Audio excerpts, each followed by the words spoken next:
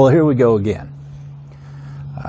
Not just that I'm posting another video, I'm literally doing this video a second time because despite rambling on for a good 23 minutes, just inspired by the things I was saying, just brilliant nuggets of wisdom that probably would have changed your life.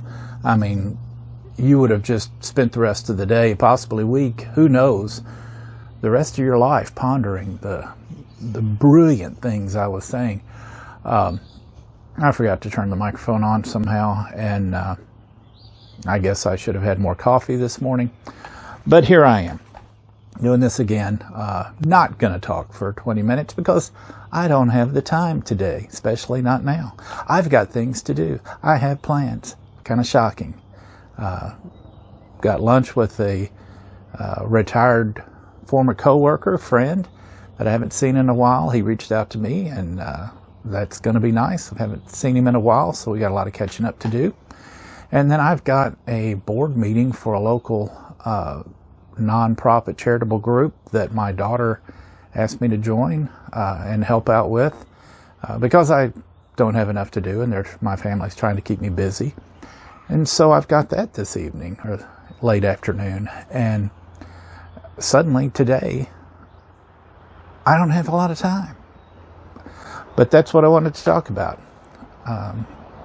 Time has been on my mind a lot lately, and I don't want to get all sappy or maudlin about it. I'm going to get a little bit sappy and maudlin because I'm going to talk about my family. But time is our most valuable asset, and I've wasted a lot of my time. I'm not going to beat myself up over it. I mean, I have some regrets about things I could have, should have, didn't do. But time spent on important things, you begin to look at that. Now, the job that I recently was kicked out of, I was there for 35 years, a lot of time. The last 25 years, I kind of switched positions about 25 years ago. My primary function was traveling, supporting meetings, going to meetings all over the country, primarily DC. I added up sometime last year, before I knew I was being laid off, just had some time and I looked at hotel nights because, I'm members of multiple hotel loyalty clubs, Marriott, Hilton, Hyatt, etc. And you can go in and look at your account and see, if you know where to look, you can find the number of days or hotel nights that you have spent. And just business nights added up to, it was at the time I looked at it, it was well over 1,600 business nights. That was all in the last 25 years, which is more than 4 years of my life. If I added all those days up, 4 consecutive years of my life traveling for business, away from home, away from my family. That was time. And I don't regret it because that job, that work benefited my family. It was a choice I made. We all made. Especially in those first years when my kids were younger, I asked my wife, and the kids, I said, do you want me to do this? Do you want me to come back to working more from home? And I might say a lot about me, but they always said, no, go on travel, go. But it did benefit us. I made more money in that position. I was fortunate. My company was one of those companies that allowed me to keep my points from travel, the hotel points and the airline points. So that benefited my family because I used those for vacations and different things.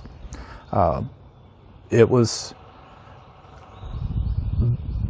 nice to have that, and I considered that part of the payment for the sacrifice for the travel. But still, when you look at, 4 years, that's a chunk out of anybody's life, no matter how old you get. 4 years is a chunk. I'm very fortunate, again, that I enjoyed my work. I didn't enjoy being away from home, but I found my work gratifying. I found it rewarding. I liked the people, most of the people I traveled with. So, it was, I'm not complaining. I'm not, it's just a fact. It's what it is. And I came from a family, my father was a truck driver. Now, he wasn't a long distance over the road truck driver, but there were still many weeks out of the year that he was gone, Monday through Friday. And, Mom took care of things. Mom was a full-time homemaker, worked harder than most of us ever will. I respect that that's a job. And there were 4 kids, and she took great care of us in the house. And I don't know what we would have done without her. She was incredible. And Dad appreciated that too. But I guess I was used to it with him traveling. My family has got used to that too. And I realized there are other people that travel much more than I do. I think about people in the airline industry and, lots of businesses. One thing that was great that I learned in traveling, and being in airports and sitting next to total strangers, and, usually we didn't talk, but occasionally we'd strike up a conversation. The jobs and people that traveled. I remember one guy that worked on a boat that cleared out debris from inland waterways and dredged them up. And he said, yeah, we fly out, Sunday nights, and we're gone, and we come home on Fridays. And that was every week he was away.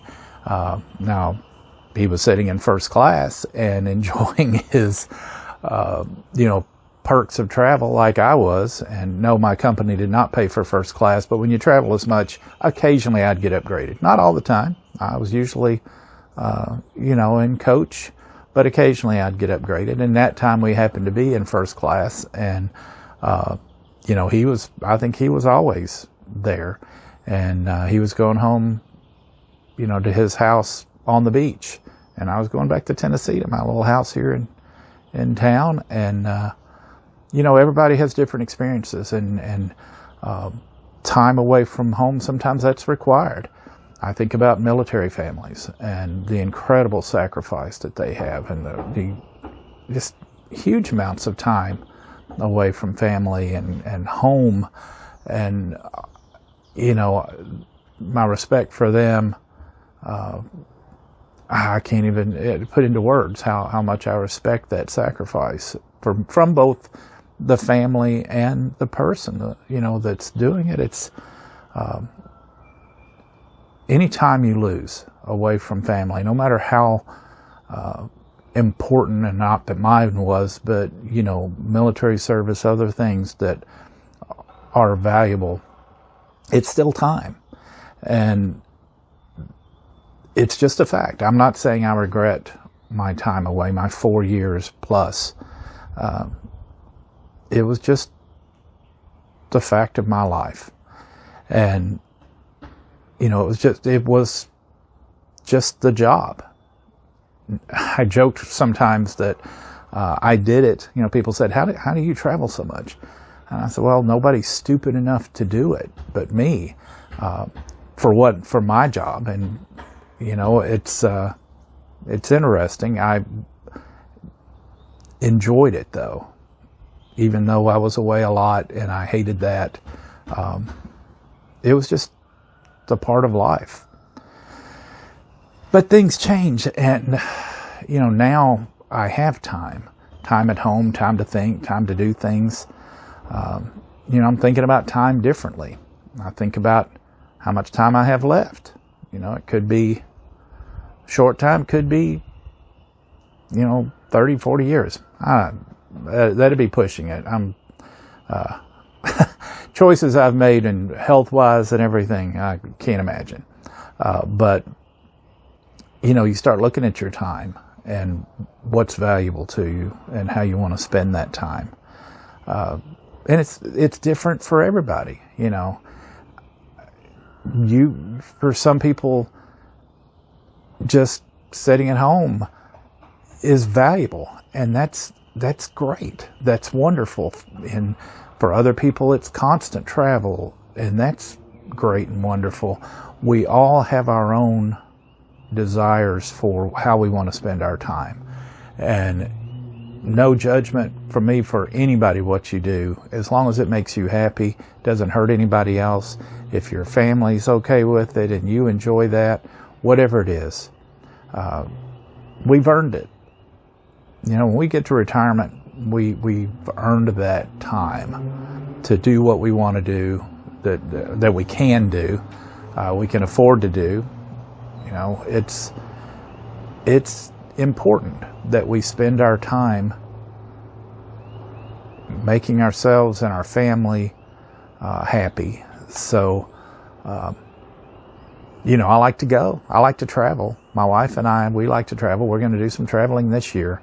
We're not saying, I hate to use the bucket list phrase, but, you know, everybody does. And, you know, we've got places we want to go. Oh, the things we want to see, to paraphrase Dr. Seuss. And, you know, I encourage anybody not to waste too much time. Not that you got to be go, go, go all the time, but, you know, it's important to set those goals of things that are important to you and make it happen. And it's something I'm going to work on. Not that I feel I have to have the pressure of doing something all the time. I mean, I was kind of hoping to get a nap in this afternoon, and that's probably not going to happen. And that's okay. I'll do it tomorrow. You know, at this point, I have learned that a nice little 30-minute nap in the afternoon makes my day better. And after a life of work and stresses and that kind of thing, I earned it. I'm not going to feel guilty about it. Now, my wife will not take a nap. She hates naps. She says, you know, I want to sleep well at night, and I don't want to waste my time. She doesn't begrudge me taking a nap. She encourages to, you know, go take a nap. You're fine. But everybody's different. We shouldn't expect that what I want is what you want and vice versa. But I am curious, what do you want to do with your time? What's important to you?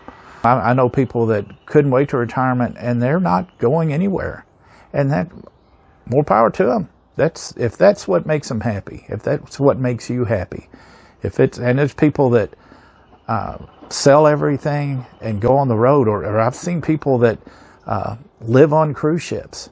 Now, I got into cruising late, you know, in my life. I wish I had taken cruises much earlier. I don't say I'm a fully on cruise person, but I enjoyed it. I don't know that I could live on one, but I could see the appeal. You know, there's a lot of things I see online, I'm sure you do too, of lifestyle choices, and I'm thinking, I don't know that I could do that, but man, that looks pretty cool. So anyway, I'd love to hear what you're doing, what your plans are, how you want to spend your time. There's no wrong answer. It's your life. You know, just live it and have fun, and or take a nap. Most of all, just take care of yourself. And that's what's important. You have a good day.